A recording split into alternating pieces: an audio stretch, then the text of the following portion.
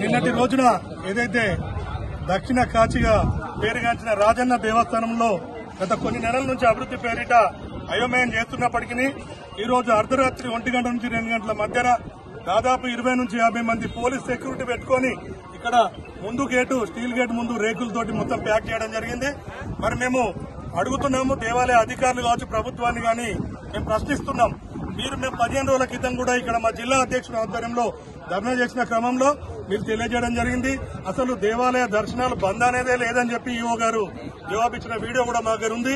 తను మాకు తెలియజేశారు, ఒకవేళ కేంద్ర మంత్రి బండి సంజయ్ గారి సూచనల మేరకు ఇక్కడ ఎల్ఈడీ స్క్రీన్లతోటి ఉన్న వెహికల్ తోటి దర్శనం ఇచ్చే క్రమంలో లోపల అభివృద్ది గుంతలు దవ్వ క్రమంలో 15 రోజులు 20 రోజులు బంద్ చేయాల్సి వస్తే మేము ఒక 3 రోజుల ముందు మీకు తెలియజేస్తామని వారు అందరి ముఖంగా ప్రెస్ ముఖంగా తెలియజేసిన సందర్భం.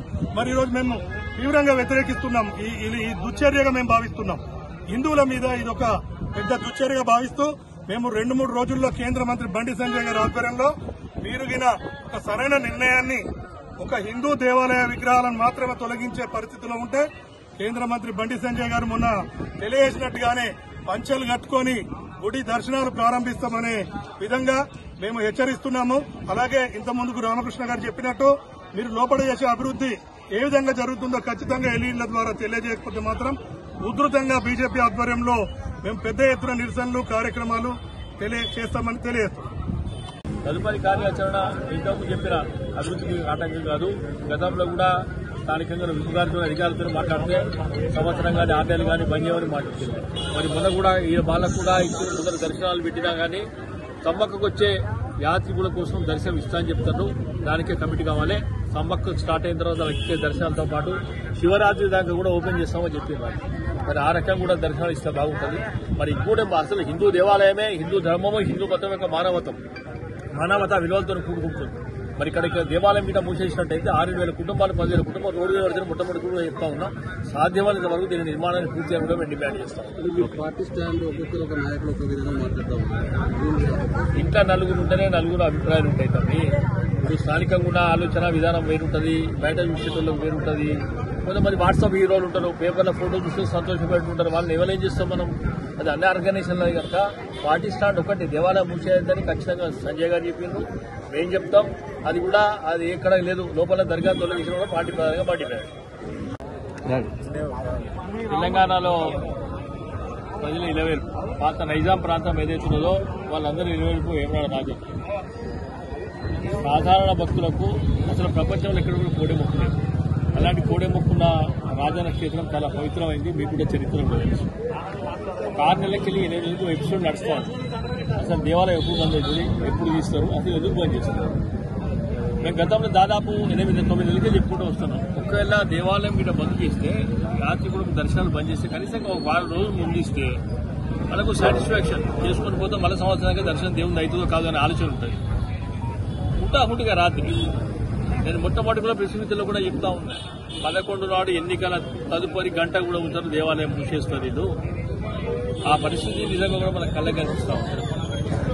రాత్రికి 2 గంటలకు వచ్చి దేవాలయం బంద్ చేసి ఇలా పోలీసు బలగాలు పెడితే మేము అడుగుతా ఉన్నాం, అసలు హిందువులు ఏమన్నా ఆర్థిక శక్తులా బంద్ చేస్తే గిట్ట కూల కొట్టుకుని మీరు పోయి దర్శనాలు చేసుకుంటారు?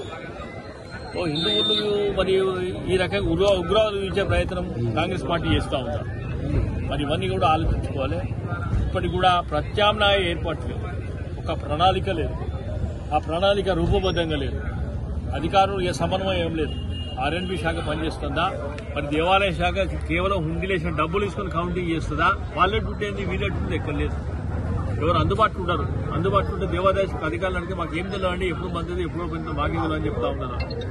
ఇటువంటి విశ్వాసం లేకుండా, అసలు హిందువుల విశ్వాసాల పట్ల, మనోభావాల పట్ల విశ్వాసాలు లేకుండా ఏ విధంగా ఇస్తుందో మనందరం చూస్తూ ఉన్నాం. మేము మొట్టమొదటిగా చెప్తాం, అభివృద్ధిలో ఆటంకపడతలేదు. మరి మీరు చేసింది నోరు మూసుకుంటుంటే ప్రతిపక్షాలు మీకు భజన పార్టీ కాదు, అధికార పార్టీ. భజన చేసుకుంటూ బాగుంది అంటారు. మరి ఇప్పుడు కూడా మరొకసారి కూడా చెప్తా ఉన్నాం, లోపల జరిగే కార్యక్రమాలు రినోవేషన్స్ ఏవైతున్నాయో ఖచ్చితంగా కూడా దేవాలయం ముందర రివ్యూ పెట్టాలి, లోపల జరిగే నిర్మాణాలు చూడాలి, అసలు ఏ విగ్రహాలు గుర్తిస్తున్నారు, ఏ విగ్రహాలు ఉంచుతున్నారు, ఏ రకంగా జరుగుతున్నారు ప్రజలు చేసిన లేదా ఇదో రక్షణ శాఖ అయితే కాదు లోపల ఏం జరిగే విషయాలు తెలుసుకోవద్దంటారు. మరి ఆ విధంగా కూడా చెప్పాలి. మరొకసారి క్లారిటీగా చెప్తున్న ప్రభుత్వానికి లోపల జరిగే విషయాలు కూడా ఏమాత్రం ఎక్కడ దాచినా ఊరుకునే ప్రసక్తి లేదు. అసలు మరి మనోభావాలు దెబ్బతినకుండా చేసే ఆ దర్గా విషయం ఏమైంది? దర్గా ఉంటుందా పోతుందా? దర్గాను ముట్టుకోకుండా ఏ ఒక్క హిందూ దేవతా విగ్రహాలను ముట్టుకున్నా ఊరుకునే శక్తి హిందువులకు లేదు. గతంలో ఉన్న పరిస్థితి లేదు. హిందువులు సంఘటితమైన వాళ్ళ కోపాన్ని చూడాల్సిన ప్రభుత్వం దాని గురించి ఏదన్నా కూడా 24 గంటలు కూడా క్లారిటీ ప్రభుత్వాన్ని డిమాండ్ చేస్తాం.